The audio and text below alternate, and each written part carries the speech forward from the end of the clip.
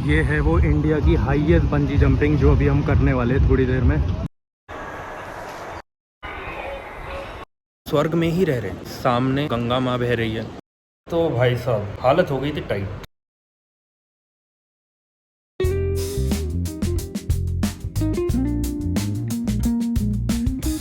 Hey guys, welcome back to my YouTube channel. Last की 3 videos में मैंने और आपने मिलकर जैसलमेर एक्सप्लोर किया था और मैं फिर एक नए सफर पे निकल चुका हूँ और पहुंच गया हूँ तपोवन। तो मैं और मेरा भाई ऋतिक अगले 2 दिन तपोवन को एक्सप्लोर करेंगे और आप सबको अपना एक्सपीरियंस शेयर करेंगे। ये है हमारे होटल का एस्थेटिक सा डाइनिंग एरिया जो कि सही में काफ़ी अच्छी वाइब दे रहा है।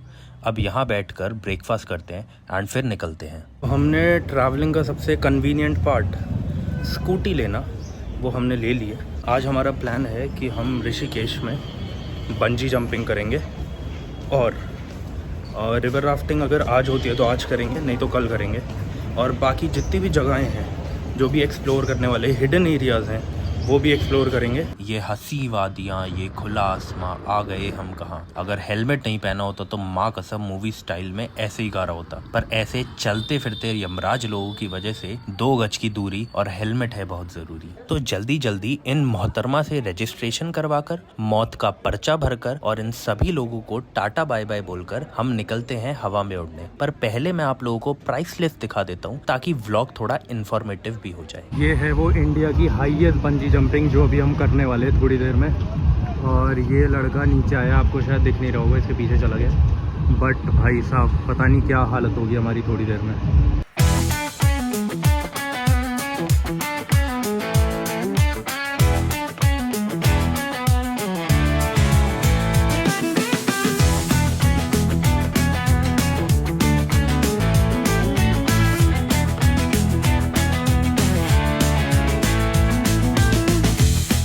तो भाई वापस आ चुके हैं थक कर और मैं आपको अपना एक्सपीरियंस बताता हूँ स्टार्टिंग से लेके एंड तक का। तो सबसे पहले जब हमें वो लिफ्ट में ऊपर लेके गए तो हमारे आगे एक कपल था, ठीक है, उनसे हमारी बात हो रही थी, मतलब कि जब हम ऊपर जा रहे थे तो हमसे पहले उनकी बारी थी। तो उन दीदी को देखकर हमारा जो डर था वो और ज़्यादा बढ़ गया, क्योंकि वो कम से कम उन्होंने 2 से 3 मिनट एक्स्ट्रा लिए थे कूदने से पहले। फिर उसके बाद गया ये जो भी सो रहा, फिर गया मैं। और पहले तो मैं बहुत ज़्यादा कॉन्फिडेंट था, अरे कुछ नहीं हो रहा है, कितनी हाइट है। पर जैसे कि मैंने आपको बताया था ये इंडिया का हाईएस्ट है। तो जैसे ही मैं टॉप पे पहुंचा और मैंने नीचे देखा और उसने बोला थोड़ा थोड़ा आगे जाओ, और एकदम जैसे ही मैं उसके एज पे पहुंचा तो भाई साहब हालत हो गई थी टाइट, जो अभी आपको वीडियो में दिख जाएगा। बट उसके बाद जब मैं कूदा मैं एक्सप्लेन नहीं कर सकता।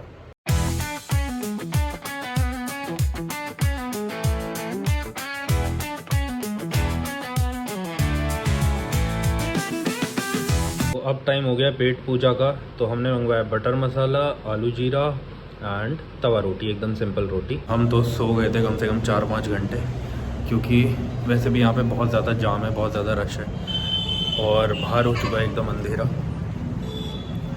अभी क्या है ना कि यहाँ पर हम हैं एकदम सिटी में, तो यहाँ पर काफ़ी रश है। तो ऐसे जब भी कहीं बाहर घूमने आते हैं तो इतने रश में मज़ा नहीं आता, इसलिए हमने वेट किया कि थोड़ा अंधेरा हो जाए उसके बाद एक्सप्लोर करने जाएंगे बाहर। तो ये देखो सामने स्ट्रीट में अभी भी कितना रश है। अभी तो तब भी कम है, लेकिन सुबह तो भाई बहुत ही ज़्यादा रश था, बहुत ज़्यादा। फिलहाल अभी हमारा प्लान है कि अभी हम जा रहे हैं राम झूला और फिर हम जाएंगे घाट। पहली बार रात में हम घाट जा रहे हैं, तो देखते हैं हमारा एक्सपीरियंस कैसा रहता है। पता नहीं साला मुझसे पहले ये हेलमेट जिसने भी पहना था वो कौन सा तेल लगाता होगा। इतनी बदबू तो सड़े चूहे में से भी नहीं आती जितनी इस हेलमेट में से आ रही है। पर खुशी सिर्फ एक बात की है कि जाम बिल्कुल भी नहीं है। भाई साहब किसकी नजर लग गई 2 सेकंड में। अभी बोला था जाम नहीं है और एकदम से इतना जाम हो गया। एक तो इस स्कूटी की ये भी दिक्कत है कि इसके ब्रेक काम नहीं करते।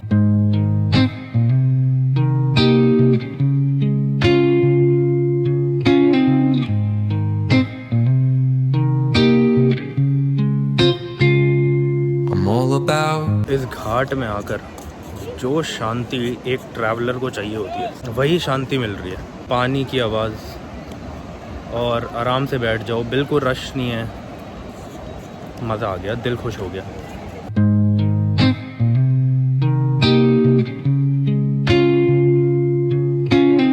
यहाँ पर गंगा आरती होती है जो हमने मिस कर दी है क्योंकि हम सोने में व्यस्त थे।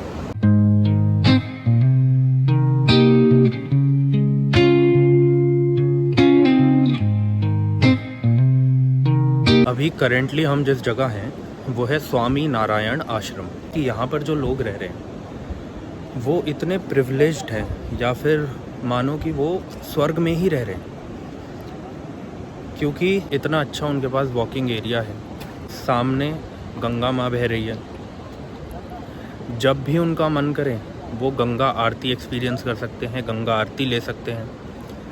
कभी किसी की लाइफ में स्ट्रेस है तो वो यहाँ पे आके बैठ सकता है नदी के किनारे, जैसे अभी हम बैठे हुए थे। और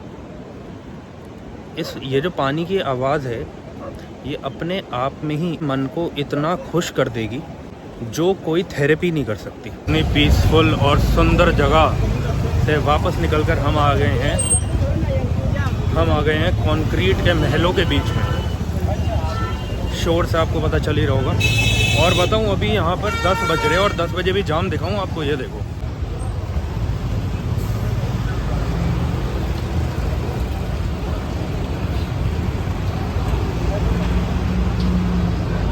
ये यहाँ की मेन सिटी का हाल है।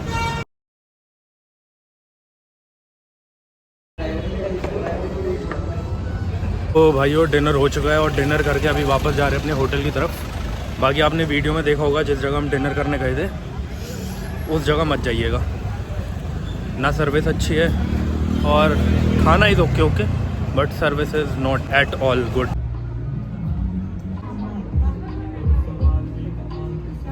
तो आज जहाँ हम डिनर करने गए थे तपोवन रेस्टोरेंट में, वहाँ पर एक बहुत ही फ़नी चीज़ हुई।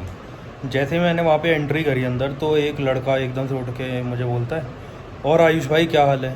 अब मैं उसे देखा, मैंने उससे 5-10 मिनट बात भी करी और मतलब मुझे ऐसा लग रहा था कि यार इसे मैंने कहीं तो देखा है और शायद मैं इसे जानता भी हूँ, बट फिर ऐसा अच्छा नहीं लगता ना कि कोई इतने एंथुसियाज्म से मुझे कह रहा हो और आयुष भाई कैसे, और मैं बोलूँ हाँ भाई आप कौन।